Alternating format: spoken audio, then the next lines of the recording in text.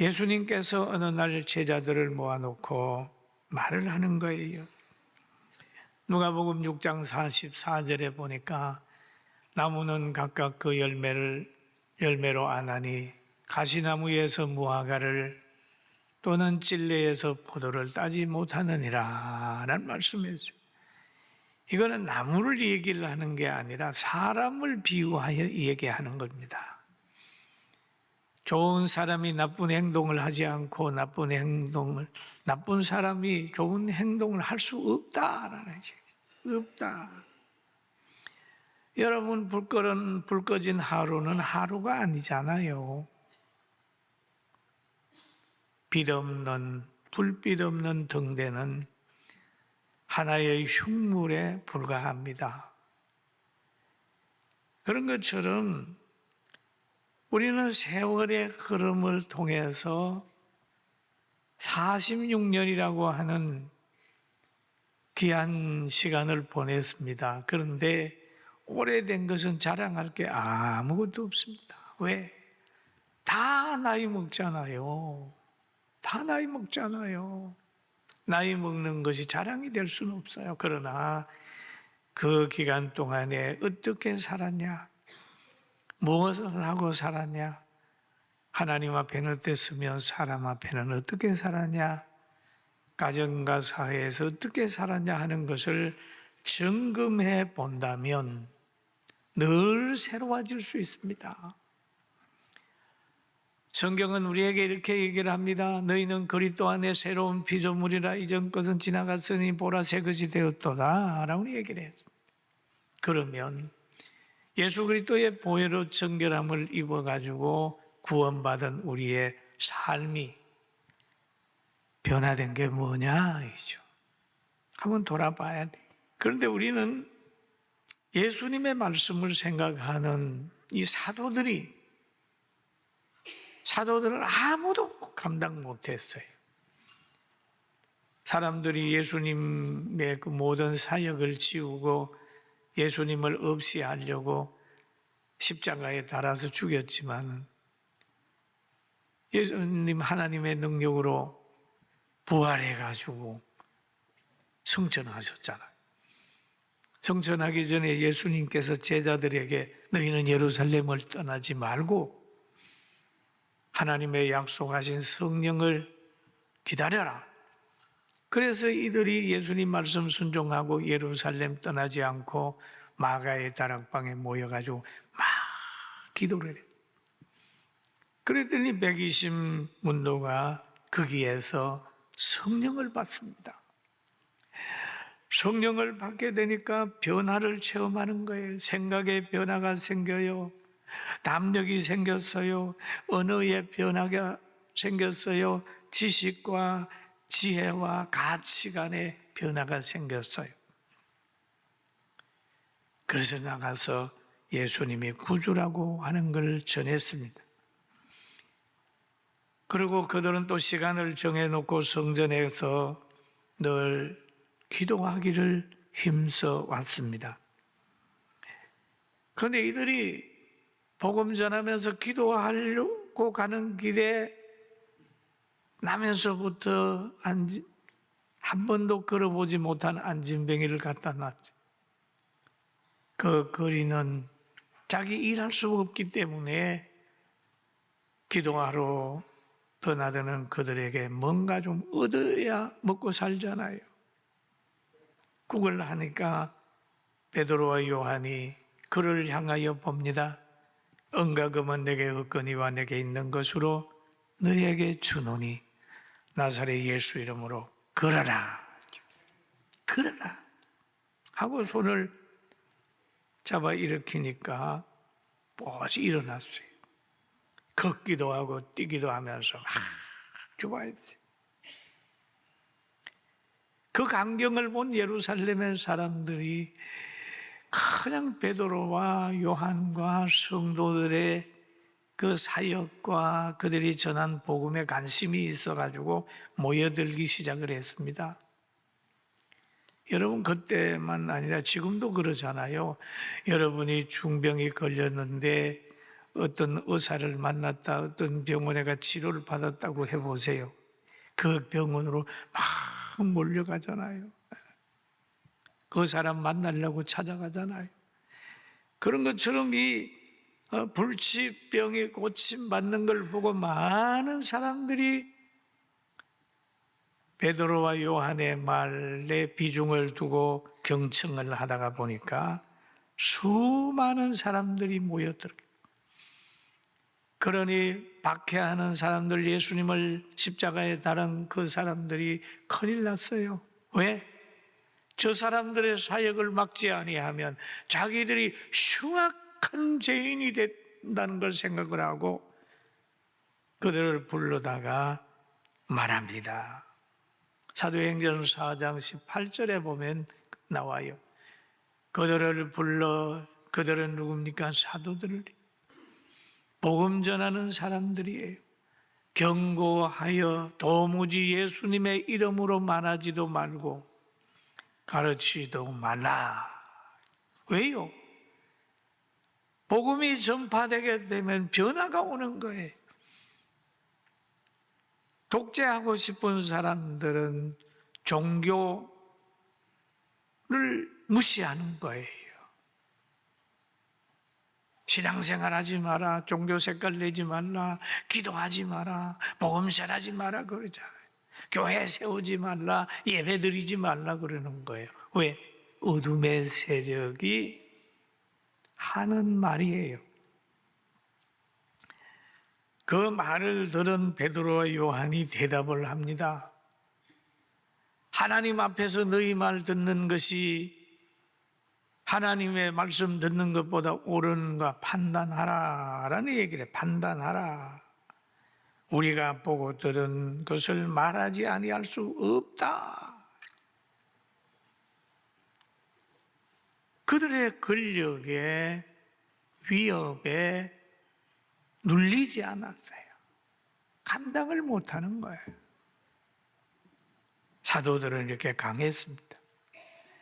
그리고 박해를 받은 그들이 노임을 받아가지고 기도하는 장소, 성도들이 모이는 장소에 와가지고 간증을 하니까 거기에 모인 사람들이 큰 소리로 막 기도를 하기 시작했어요.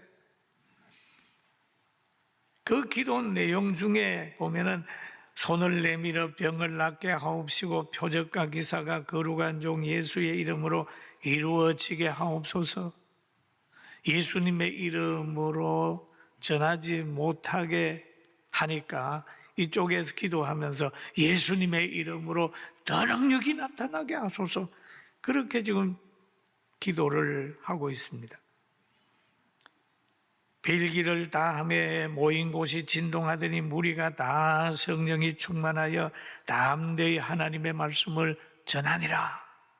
그랬어요. 그러면 성령이 충만하여란 말은 성령의 열매 중에 사랑이 있잖아요. 희락이 있잖아요. 화평이 있잖아요. 오래 참음과 자비와 양성과 충성이 있고 온유와 절제가 있잖아요. 그러면 사랑이 충만하고 희락이 충만하고 화평이 충만한 가운데서 복음을 전하는 거예요. 얼굴 찡그리지 않고 사랑이 충만하고 화평하고 온유하고 절제하면서 사는 사람 보세요. 얼굴이 환하게 빛나잖아요. 여러분 서로 얼굴 한번 쳐다보세요. 인상 쓰고 있는지 아니면 웃고 있는지 보세요. 교회에 나와서까지 인상 쓰면 돼요? 안 돼요? 안 되죠. 환하게 웃고 살아요. 뭔 그렇게 큰 짐을 지고 사는데 신경 써서 될 일 없어요. 그냥 내가 가만 생각해 보니까 그렇게 신경 써서 될 일 별로 없어요.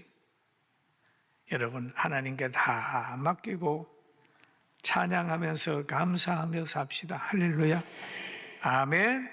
아멘. 그렇게 성령 충만 받고 살다가 보니까 그들의 또 모임이 하나 만들어지는 거예요. 여러분, 성도들이 모이는 거예요. 그래서 초대교회는 교회에 모이는데 물질 초월의 환경이 만들어졌어요.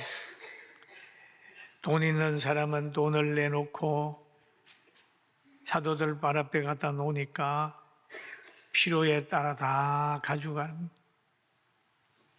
없는 사람이 또 갖다가 하는 게 아니고 필요한 것만 가져가니까 가난한 사람이 없어졌어요. 사도행전 4장 34절에 보니까 한번 같이 볼까요? 그 중에 가난한 사람이 없으니 이는 밭과 집 있는 자는 팔아 그 판 것을 값을 가져다가 사도들 발 앞에 두매 그들이 각 사람의 필요를 따라 나누어 줌이라. 라니 가난한 사람이 없어요. 공동생활을 하게 되는 거예요. 똑같이 사는 거예요. 너무너무 귀한 환경이 됐어요.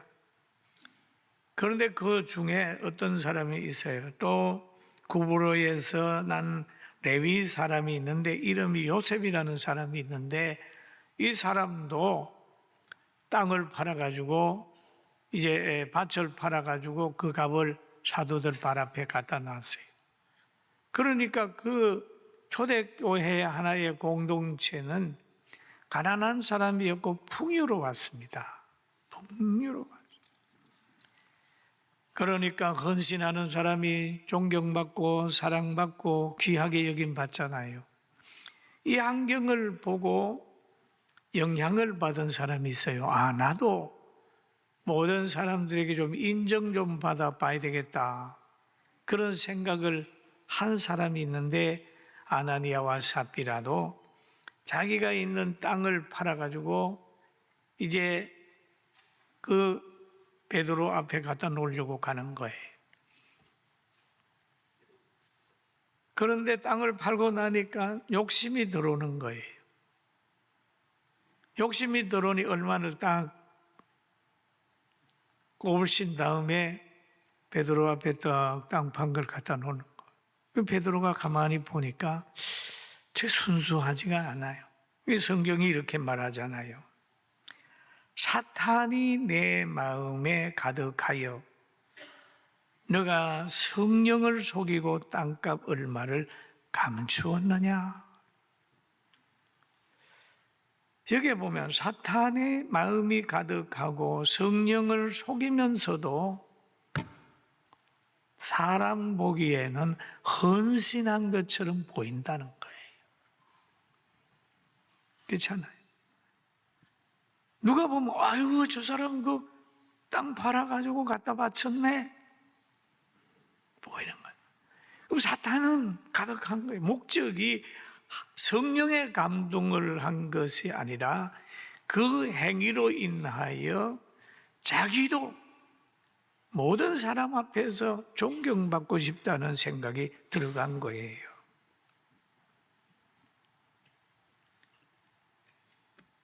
속이는 거, 거짓말하는 게 들어가 있단 말이에요. 저는 이것을 보면서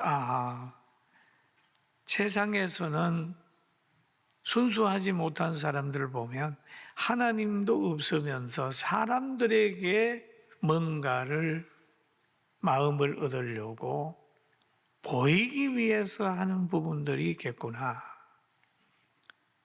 그런데 영역이 없으면 베드로와 같은 지도자가 없으면 이런 사람이 그곳에 자리를 잡을 텐데 베드로는 성령의 사람이기 때문에 아나니아 삽비라 속에서 역사하는 사탄을 본 거예요.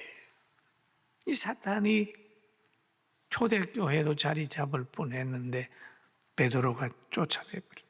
그러니까 사탄의 도구가 되었던 아나니아와 삽비라는 고만 영혼이 떠나버리고 말았어요. 혼이 떠나버리고 말았어요. 사랑하는 성도 여러분, 우리도 오늘 이 교훈을 잘 받고 하나님 앞에 진실하게 삽시다. 아멘. 그러는 거예요. 성령을 속이고 성령을 속이려는 발상은 고통만 더할 뿐 아니 더하는 거예요. 아나니아와 삽비라가 순수하지 못한 행동은 하나님이 용납하지 않았습니다. 아나니아와 삽비라 두 사람은 그만 세상을 떠났어요. 이 일로 통하여 초대교회는 모두가 다 성령의 역사가 있었습니다. 또 보게 되니까 이제 이런 초대교회가 순수하게 돼버리니까 막 부흥이 시작을 했어요. 그런데 얼마나 남녀의 큰 무리가 나오게 되고 사도행전 5장 15절에 보니까 심지어 병든 사람을 메고 거리에 나가 침대와 요 위에 누이고 베드로가 지나갈 때에 혹 그의 그림자라도 누구에게 덮일까 바라고. 이야, 대단하잖아요. 그림자. 그리고 예루살렘 부근에 수많은 사람들이 모여 병든 사람과 더러운 귀신에게 괴로움을 받는 사람을 데리고 와서 다 나음을 얻었다. 역사가 나타났어요. 그러니까 이 대제사장들과 사도개인들, 이 당파들은 더 당황하는 거예요. 그래서 사도들을 죽여야 되겠다 생각합니다. 사도들을 잡아다가 옥에 가두는 거예요. 그렇게 하니까 옥에 가두게 되니까 하나님이 19절에 보니까 주의 사자가 밤에 옥문을 열고 끌어내어 이르되, 주의 사자가 또 밤에 가가지고 그 감옥에 있는 사람을 끌어내는 거예요. 네? 그리고 사도행전 5장 23절에 보니까 이런 말이 있어요. 이르되 우리가 보니 옥은 든든히 잠기고 지키는 사람들이 문에 서 있어되 문을 열고 본즉 그 안에는 한 사람도 없더이다. 분명히 사도들을 가두었는데 그 낮에 그들을 해하려고 가서 잡으러 가니까 감옥이 비어 있다. 옥을 지키는 사람도 있지만은 하나님이 추록시키니까, 탈옥시키니까 알지 못했어요. 여러분, 하나님이 보호하는 거는요, 기적적으로 보호하는, 인간이 이해하지 못할 정도로 보호하는 겁니다. 할렐루야. 그러니까 이들은 막 박해하는 사람들은 그러죠.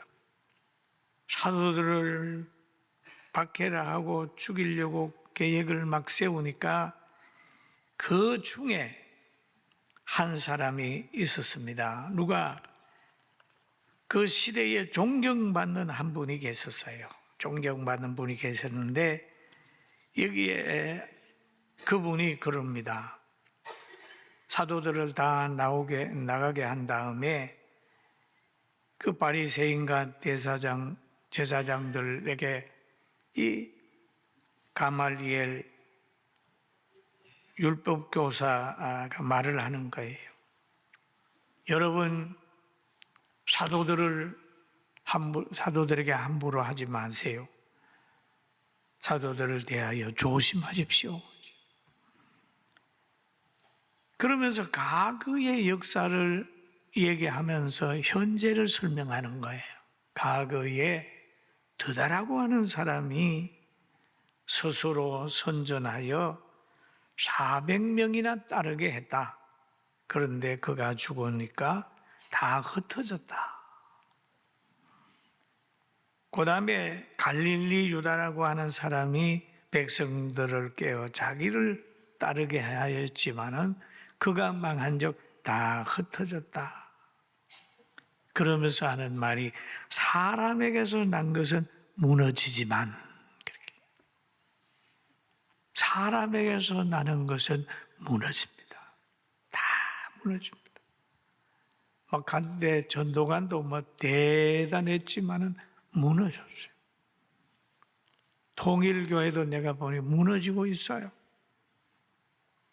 사람이 세운 나라는 다 역사 속에서 무너졌어요. 그런데 가장 오래 가는 나라가 있다면, 성이 있다면 그곳이 예루살렘입니다. 하나님이 간섭한 그곳은 몇 천 년이 지나도 지금 그 자리가 보존되고 있습니다. 그래서 그들에게 그럽니다. 만일 하나님께로부터 났으면 너희가 그들을 무너뜨릴 수가 없다. 도리어 하나님을 대적하는 자가 될까 하더라. 조심해라. 그런 얘기죠. 무너뜨릴 수 없다. 그러면 우리도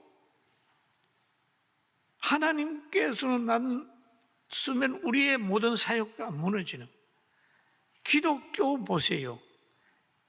2000년 동안 기독교 없애려고 얼마나 많은 사람이 노력했나요?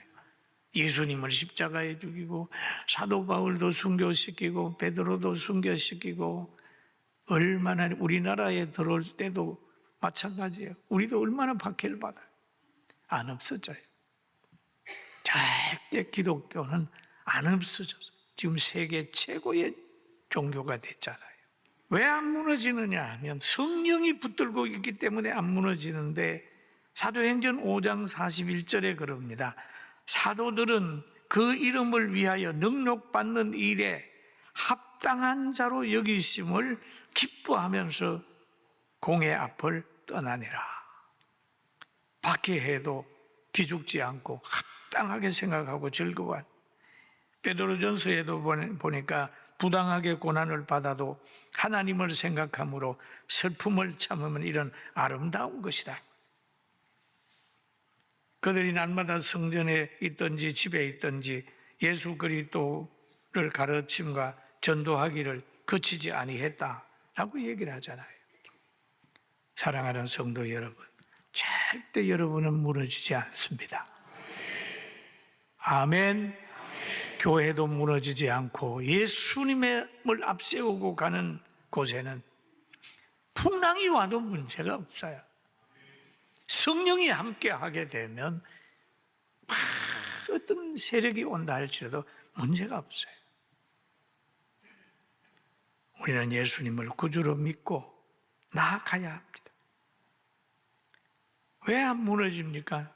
예수님께서 베드로 보고 그런 얘기를 했어요. 마태복음 16장에 보면 18절에 그런 말이, 내가 내게 이르노니 베드로라, 이 반석 위에 교회를 세우리니 음부의 권세가 이기지 못하리라. 반석 위에 교회를 세우리니 음부의 권세가 이기지 못하리라. 누가복음 6장 48절에 집을 짓되 깊이 파고 주추를 반석 위에 놓은 사람과 같으니 그 물이 나서 탕류가 그 집에 부딪히되 잘 지었기 때문에 능히 요동하지 못하게 하였거니와. 무너지지 않는다. 한 통 물이 아무리 와고 홍수가 아무리 나도 반석 위에 집을 지은 집은 안 무너진다. 우리 교회도 진리 가운데 가기 때문에 순환이 있고 얼음이 있다 할지라도 무너지지 않고 끝까지 갈 수 있다는 믿음을 가지고 승리하게 되길 주의 이름으로 축원합니다.